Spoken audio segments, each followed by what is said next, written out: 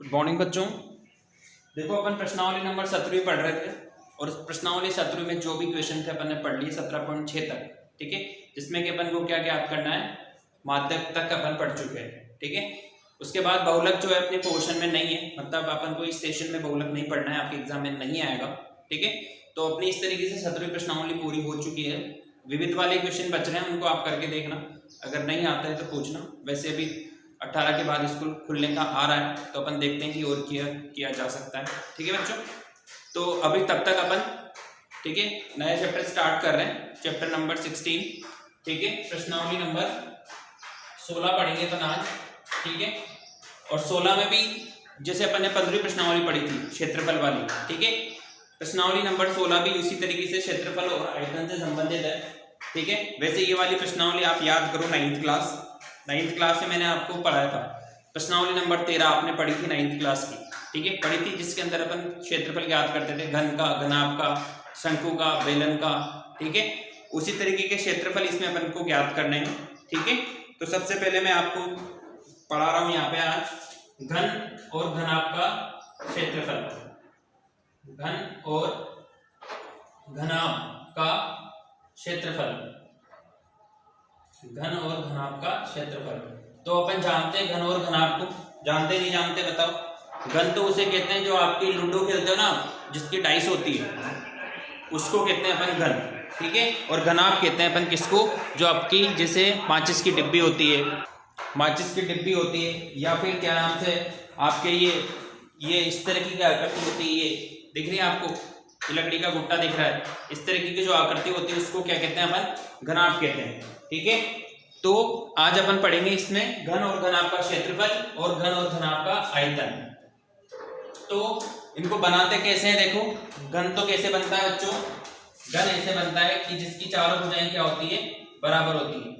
ठीक है, इस तरीके से बना देते हैं घन को, जिसमें क्या होगा, लंबाई, चौड़ाई और ऊंचाई का मान क्या होता है बच्चों, बराबर होता है। ये जो आकृति मैं आपको बना के बता रहा हूं, ये आकृति को क्या कहते हैं अपन, घन कहते हैं। क्या कहते हैं, घन। बनानी नहीं है अपन को, बस समझनी कि होता क्या। और ये इस तरीके की जो आकृति होती है, ठीक है, इस तरीके की, उसको कहते हैं अपन क्या, घनाभ।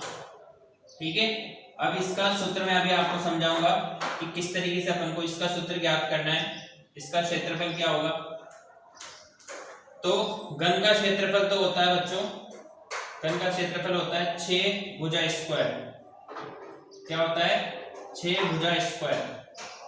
ठीक है, और घनाभ का क्षेत्रफल होता है, जैसे आपने 9th क्लास में पढ़ाई था, याद होगा आपको, घनाभ का क्षेत्रफल क्या होता है बताओ। घनाभ का क्षेत्रफल ये होता है 2 या LB plus BH plus HL। ठीक है, मतलब LB का मतलब क्या होगा, इधर मैं आपको हिंदी में भी लिख के दे देता हूँ, ये 2, L का मतलब होता है बच्चों लंबाई, इंटू B का मतलब होता है चौड़ाई। ठीक है, प्लस चौड़ाई इंटू ऊंचाई। ठीक है, प्लस ऊंचाई, यहाँ पे चौड़ाई वापस लिखेंगे, चौड़ाई इंटू ऊंचाई।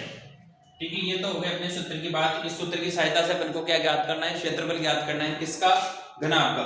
और इस सूत्र की सहायता से अपन ज्ञात करेंगे किसका, घन का। अब मैं आपको समझा दूं, जैसे ये अपने पास ये लकड़ी का गुट्टा है, ठीक है, लकड़ी का टुकड़ा है, गुट्टा बोलते हैं अपन इसको, अपन देसी भाषा में।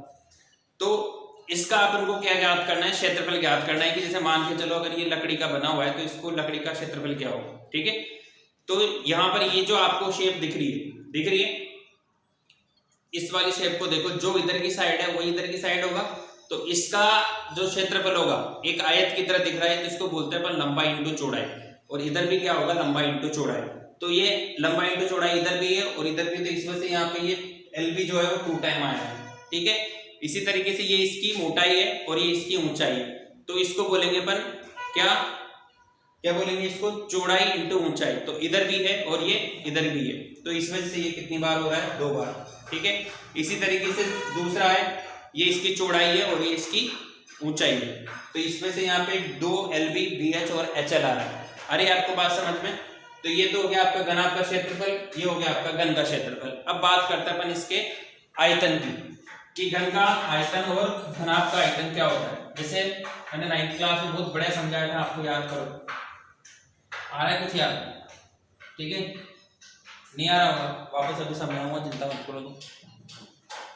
ठीक है, इसको अपन मिटा देते हैं। काय का सूत्र पढ़ेंगे अपन हम? आयतन का। ठीक है, अभी मैं समझाता हूँ आपको आयतन। ये देखो बोर्ड पे आजकल ये क्या है, जम जाता है तो मिटाने में दिक्कत होती है। आयतन की बात कर रहे हैं। ठीक है, तो सबसे पहले अपन पढ़ेंगे अब किसका आयतन? घनाभ का आयतन। घनाभ का आयतन। तो घनाभ का आयतन का मतलब ये है बच्चों की, जैसे मैं आपको उदाहरण समझाता हूँ, एग्जांपल देता हूँ आपको। जैसे ये डब्बा है, ठीक है, ये काय का डब्बा है, चाय का भी डब्बा है, ठीक है, किसी का भी डब्बा अपने क्या मतलब, ठीक है। इसकी जो आकृति आपको दिख रही है वो कौन सी आकृति बच्चों? कौन सी आकृति इसकी? घनाभ की आकृति है। ठीक है, तो पहले बात तो दोनों चीजें अपन समझेंगे, इसमें क्षेत्रफल समझेंगे, इसी में आयतन समझेंगे। कि देखो क्षेत्रफल तो क्या, कि जितने प्लास्टिक से मिलकर ये डब्बा बन रहा है, ठीक है, उसको तो अपन क्या बोलेंगे? इस घनाभ का क्षेत्रफल। ठीक है, आयतन किसको बोलेंगे? अब जैसे ये बॉक्स है अपने पास, इस बॉक्स में कितना अपन पानी भर सकते हैं, कितना इसके अंदर क्या भर सकते हो? पानी भर लो तो क्या भरोगे, ठीक है, कितना अपन इसके अंदर पानी भर सकते हैं, उसको अपन क्या कहेंगे? इस घनाभ का आयतन कहेंगे। तो घनाभ के आयतन का सूत्र होता है बच्चों क्या? लंबाई इंटू चौड़ाई इंटू ऊंचाई, L into B into H. लंबाई इंटू चौड़ाई इंटू ऊंचाई। ठीक है, कि इसकी आपकी लंबाई कितनी है, इसकी चौड़ाई कितनी है और इसकी ऊंचाई कितनी है, उतना इसके अंदर क्या है? आयतन होगा। उसको क्या बोलेंगे अपन? लंबाई इंटू चौड़ाई इंटू ऊंचाई। आगे बात समझ में? तो ये तो हुआ घनाभ का आयतन। अब बात करते हैं अपन किसकी? घन के आयतन की। घन का आयतन।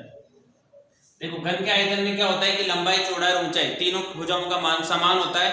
इस वजह से यहाँ पे देखो इसको बोलेंगे अपन भुजा क्यूब, ठीक है, या फिर ए क्यूब। देखो मान समान होगा तो जैसे ये L into B into H, ये तीनों का मान समान है तो इसको अपन L इंटू एल लिख लेते हैं। ठीक है, या फिर ए इंटू ए लिखेंगे। भुजा का मान कुछ भी हो सकता है तो वो क्या होगी? भुजा क्यूब होगी। इस वजह से यहाँ पे घन का जो आयतन होता है वो भुजा क्यूब होता है और घनाभ का जो आयतन होता है वो क्या होता है? लंबाई इंटू चौड़ाई इंटू ऊंचाई। ठीक है, तो ये दो सूत्र है जिसकी सहायता से, ठीक है, अपन क्या करेंगे? प्रश्नावली नंबर 16.1 के क्वेश्चन करेंगे। ठीक है, क्या करेंगे? 16.1 के क्वेश्चन।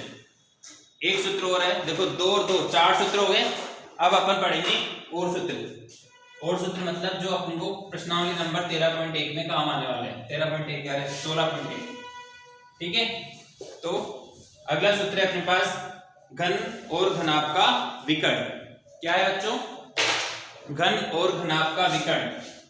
ठीक है, घन और घनाभ का विकर्ण। घन और घनाभ का विकर्ण। ठीक है, तो घन और घनाभ का विकर्ण क्या होता है बच्चों? जैसे मान के चलो मैं वापस से ये बॉक्स ले लेता हूँ, बहुत काम की चीज है, देखो बहुत काम आ रहा है। ये जो आकृति है आपकी उसको अपन क्या बोलेंगे? घनाभ। और इसका विकर्ण का मतलब क्या है बच्चों?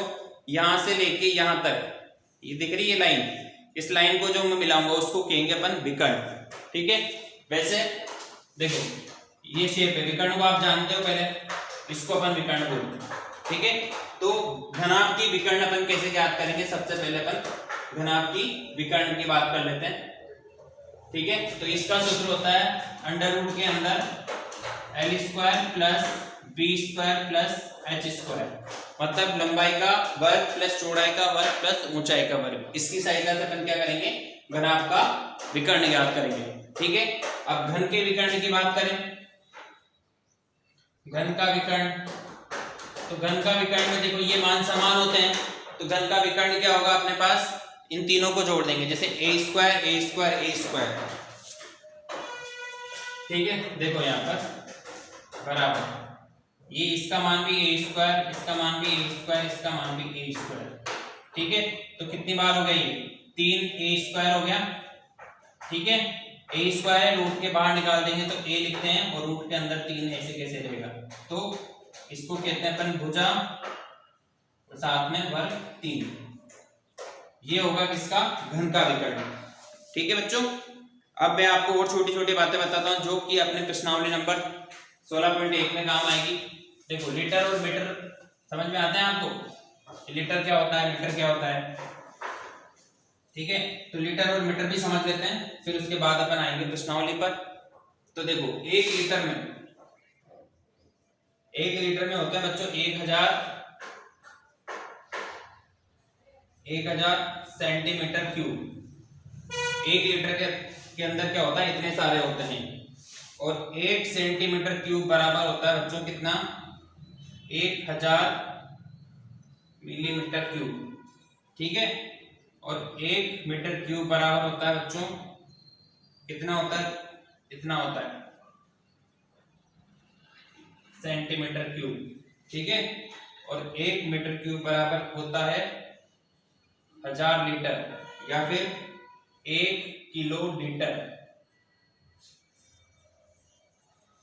1 किलो लीटर, एक इस तरीके से बोलते हैं, ठीक है।